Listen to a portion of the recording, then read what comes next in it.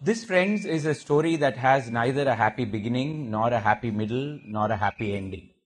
It's an unqualified tragedy right through this next 18 minutes.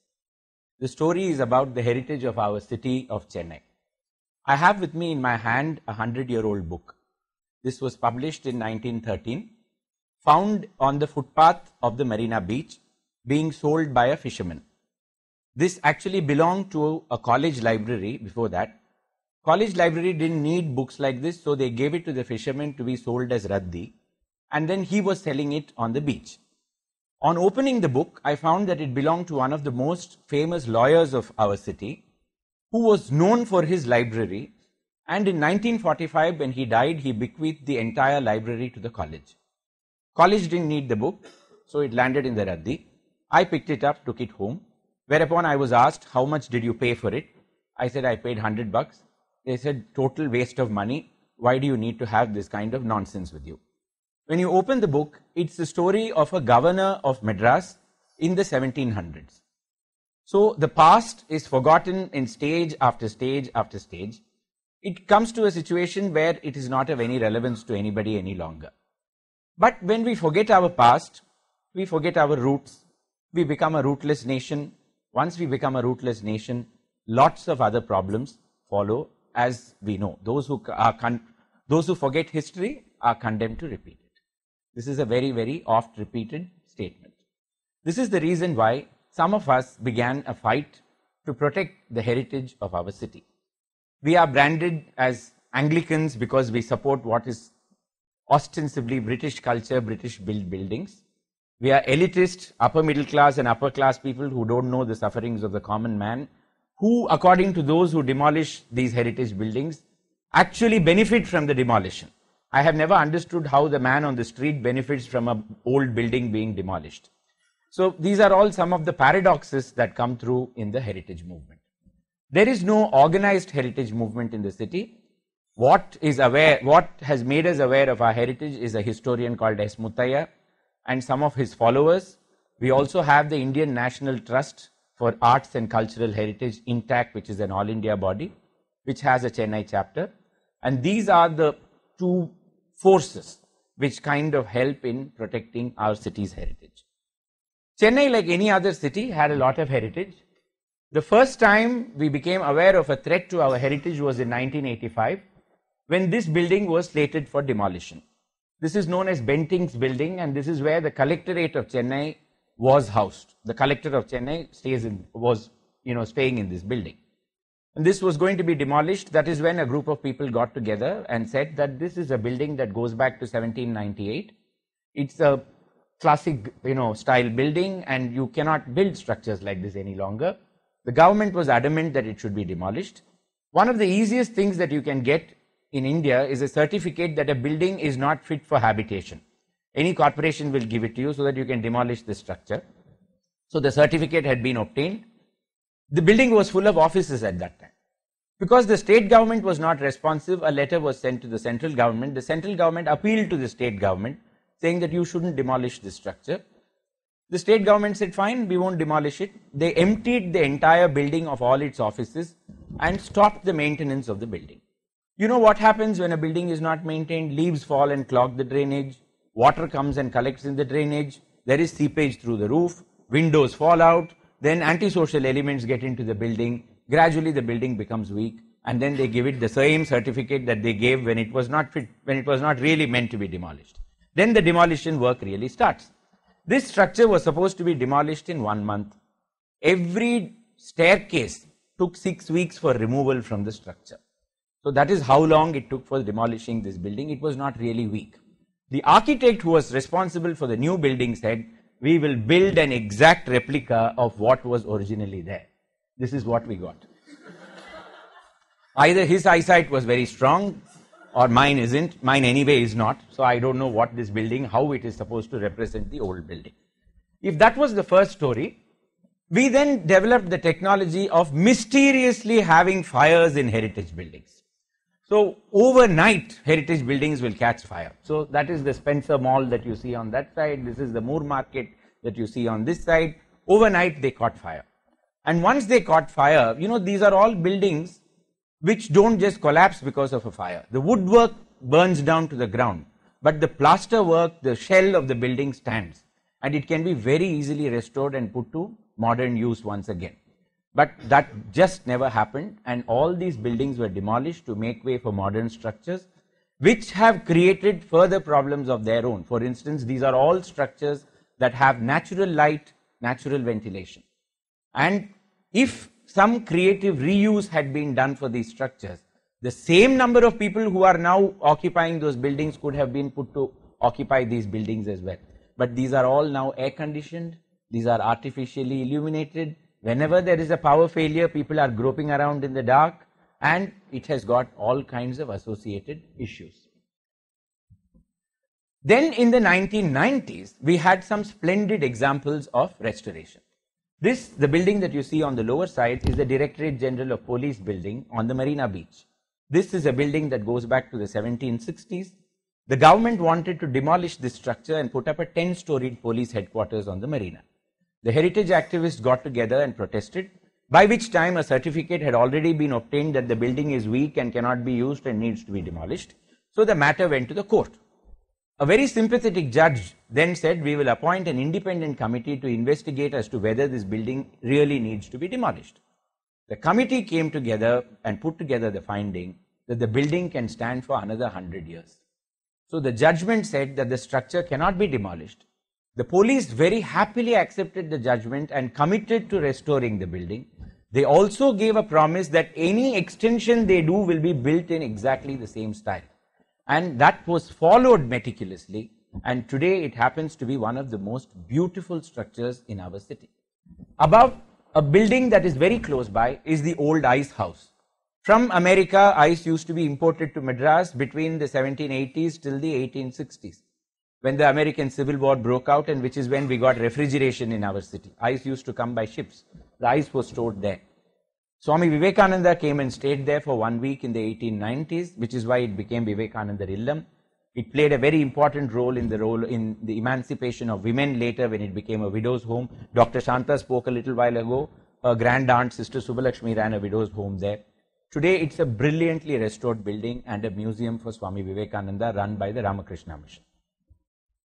The University Senate House, supposed to be the finest example of Indo-Saracenic architecture in the whole world, stayed as a storeroom for university examination papers without being used. The corporate houses of the city in 2005 got together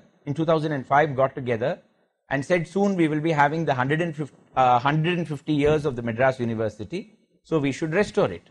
Alumni got together, students got together, corporate houses got together.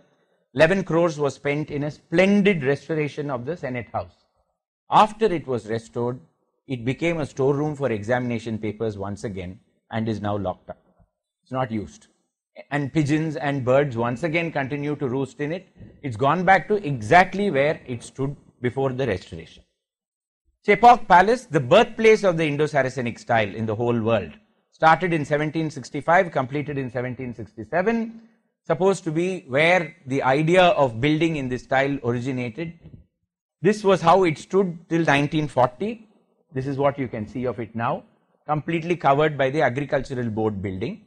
Inside this, the palace still stands, incidentally, the two wings of the palace. And the one wing of the palace caught fire 4 years ago, and immediately after it caught fire, a minister made an announcement that it will be demolished.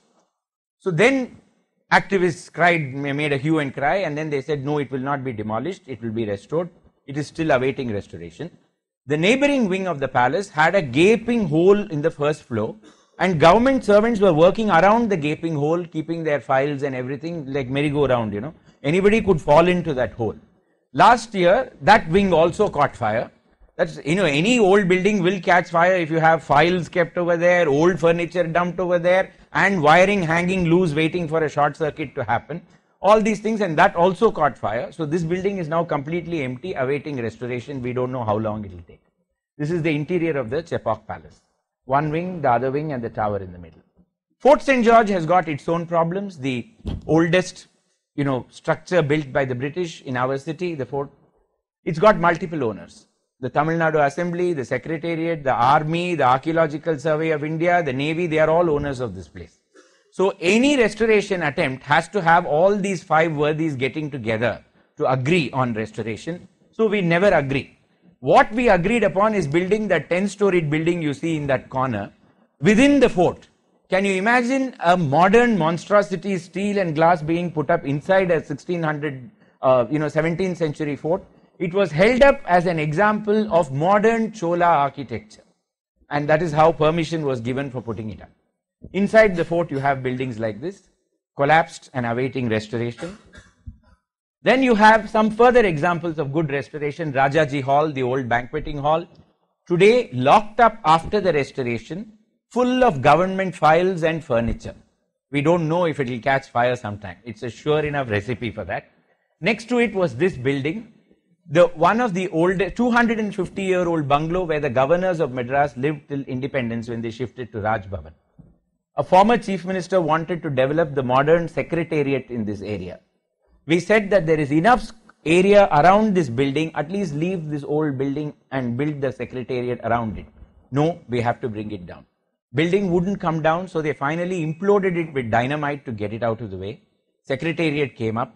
After the secretariat came up, government changed. Today the secretariat is a multi-speciality hospital. So it doesn't fulfill the original purpose for which it was built. The railways in the meantime came up with a magnificent example of what they could do. The old wing of the central station. Next to it, do you see the smaller replica of the central station? Identical structure built in the 1990s. Identical. Today you cannot make out which is the old and which is the new until you go there and see. That is a perfect example of what can be done when you are sensitive to your heritage. Victoria Public Hall, photograph taken in 1905, photograph taken in 2000. Now this has been emptied, restoration has been started. We hope that it will be a magnificent restoration. This is Gokhale Hall, the birthplace of the freedom movement as far as our city is concerned. Mahatma Gandhi spoke here, Jawaharlal Nehru has spoken here, Rajaji, Periyar, you name the leader, they've spoken here. Annie Besant built it. The owners of Gokhale Hall, it's a private building.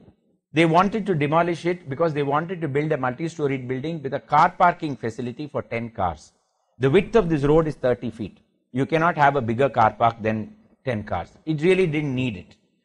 The building wouldn't come down despite the best efforts of the owners to demolish it. This is when the heritage movement took a new turn. This demolition was appealed against in the High Court of Madras. Once the High Court took up the matter, they said, let's make a listing of all the heritage buildings in the city and let's have a committee appointed to do the listing. So the committee worked day and night and they produced a list of 468 heritage buildings. This is not a complete list. In my opinion, truly a complete list of heritage buildings in our city would go up to 2,000 or 3,000 buildings. But a list of 468 buildings was put together. The High Court ruled that none of these buildings can be demolished. A committee of the government has to be appointed which will look into how you can restore these buildings and how the owners can be advised on what they can do with the structures. The committee was entirely populated with government department bureaucrats. It has not taken a single decision in the last 6 years about any of those 468 buildings. I know personally that 468 has now come down to 460. 8 buildings have gone in the meantime.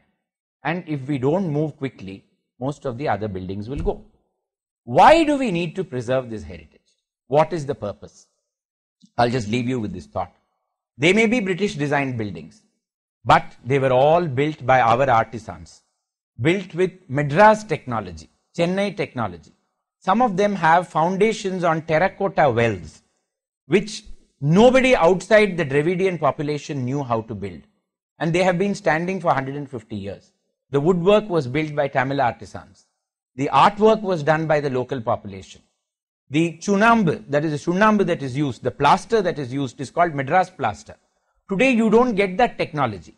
If you want one of the modern plumbers to come and do it, he'll say, sir, it's easier to demolish the building. Why don't you put up a modern structure? I know how to build that.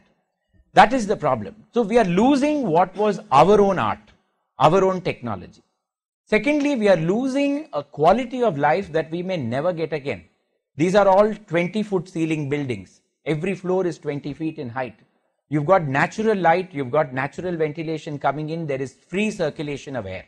Sometimes when you open these cobwebbed windows in these government offices, in these old buildings, the sea breeze of Chennai just pours in and takes away all the files through the other window. That is the amount of ventilation that they don't know that they have.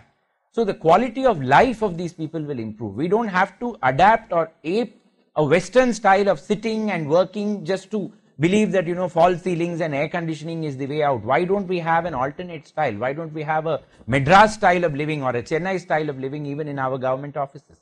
So our entire way of life, our past is vanishing thanks to this kind of indiscriminate destruction of our heritage. The sad point is that many of these government departments do not know how to restore a heritage building. When they are given a heritage building to restore, they assume that it has to be done in the same format in which a new government building has to be built. So they go by the same tendering system. Square foot getana window varuma. In the aluminium beading enna vela. Where is an aluminium beading going to be used in a government, in a heritage building? Vitrified tile. How can you use a vitrified tile in a heritage building? Using cement, using concealed wiring, building toilets, false ceilings in all these places. These are all the reasons why they are just not aware. In the last 1 month, we have had 3 departments of the Tamil Nadu government starting training program for its staff on what to do with heritage buildings. So it's a one small step forward. Hopefully in the next 20 years, we will see heritage buildings being restored by the government as well. It's a very disappointing exercise. Several of my family members tell me that you'll become a manic depressive by the time this whole thing gets over. Well, what are the ways in which we've been trying to fight it? One, we've been continuously writing, we've been representing, we've been conducting Madras Week celebrations every year so that the heritage of the city will come up. Heritage walks have been done by me and by others. Last year, we launched a mobile application called Past Forward, which will alert you if you've got your GPS switched on of all the heritage buildings around you as you walk down or drive down. Then you click on the pin and you'll get 100 words about the building and a photograph. So you become aware of what is the heritage that is around you. So we are trying to take it into a modern generation. The only thought that kind of sustains us is that the freedom movement was not over in 20 years. The freedom movement, if it started in 1857, it ended in 1947. It took 90 years for India to become free. Surely at the end of 90 years, India or Chennai will also become heritage aware. And definitely we will have some of those 468 buildings still standing, if not more. So with that hope, we continue to work. Thank you very much for your time.